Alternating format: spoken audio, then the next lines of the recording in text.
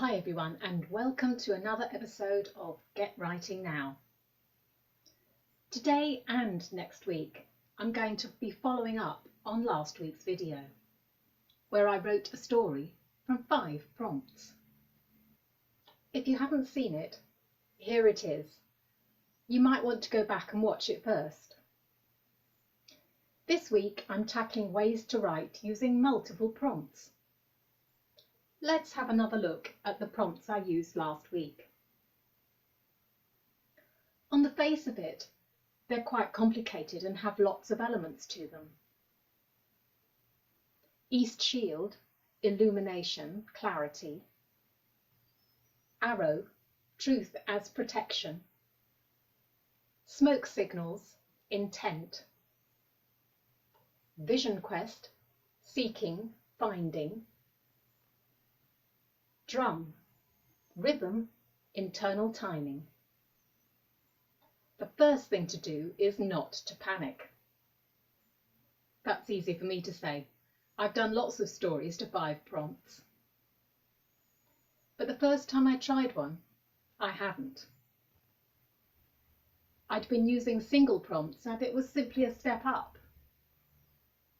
And that's your first tip. Start small and build up. First 1 prompt, then 2, and so on. I'll bet you can't guess what the maximum number of prompts I've used is. Maybe I'll show you at the end.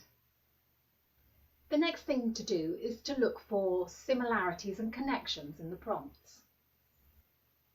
What connections can we find in these prompts? Seeking the truth. Clarity and illumination aids finding and vision. Find a rhythm. I'm sure you can see lots more. Why not give it a go and make your own list?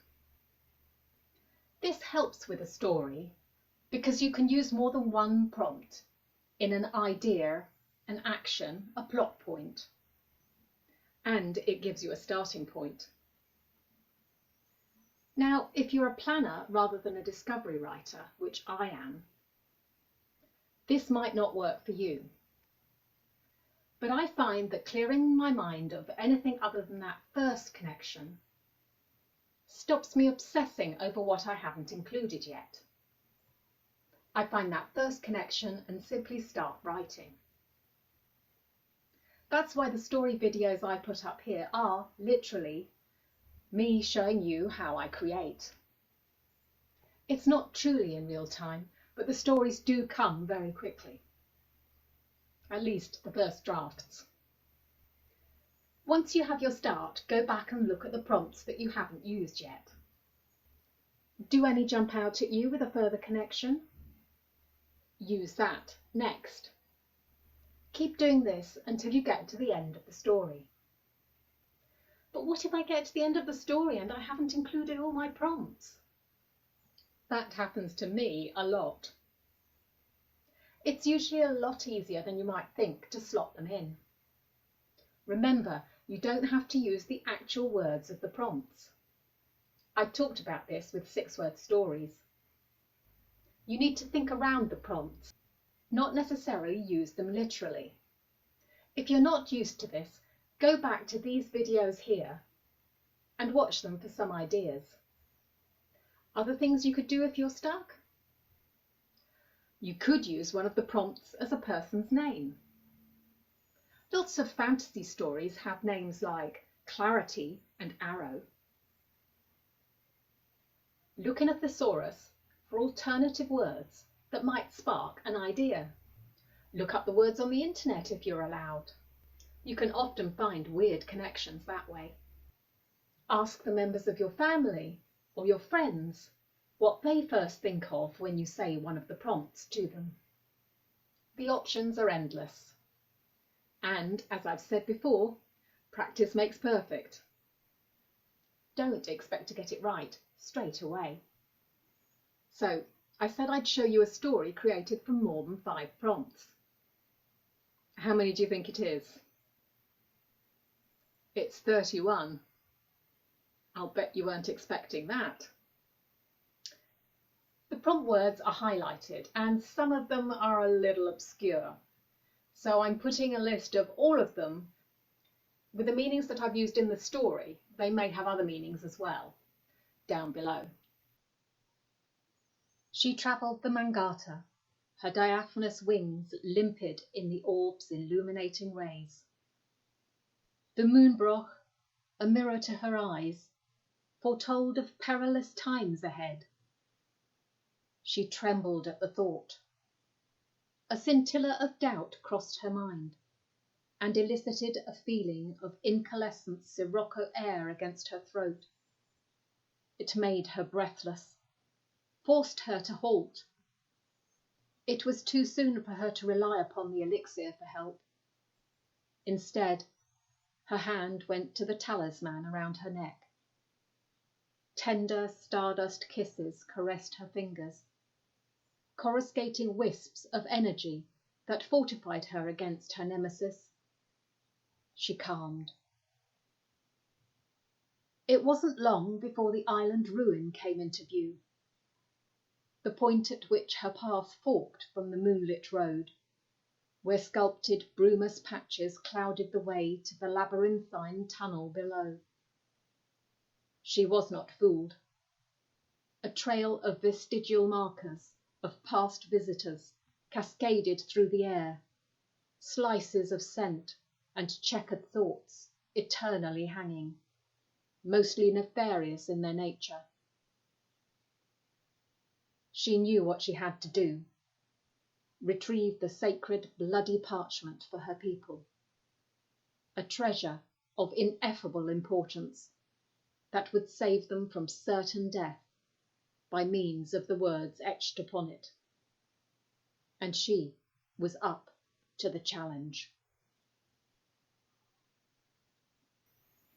These prompts originated from a month of 6-word story prompts.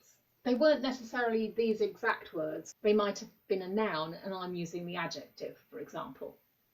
But that's allowed. Mangata, meaning the reflection of the moon in water like a pathway. Diaphanous, light and delicate, almost see-through, usually of fabric. Limpid, clear and transparent, illuminating, lighting up.